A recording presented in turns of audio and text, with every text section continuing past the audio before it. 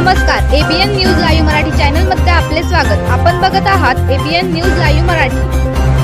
कसबे सुकेने येथे दहशत निर्माण करणाऱ्या मादी बिबट्याला जेरबंद करण्यात वन विभाग व निर्भय संचार फाउंडेशनला आले यश।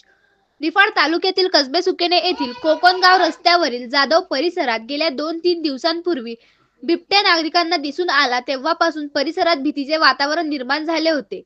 त्यामुळे हरिभाऊ जाधव यांनी तात्काळ निर्भय संचार फाउंडेशनचे अध्यक्ष शरद जाधव व त्यांच्या पथकाशी संपर्क साधून त्यांना बिबट्याविषयी माहिती दिली।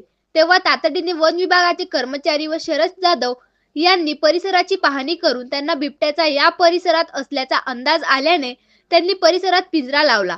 त्यामुळे दिनांक 25 डिसेंबर 2025 रोजी पहाटे 4:30 वाजेच्या सुमारास 2.5 ते 3 वर्षाचा मादी बिबट्या ज्याने परिसरातील नागरिकांना भयभीत केले होते, त्या बिबट्याला जेरबंद करण्यात वन विभाग व निर्भय संचार फाउंडेशनला यश आले।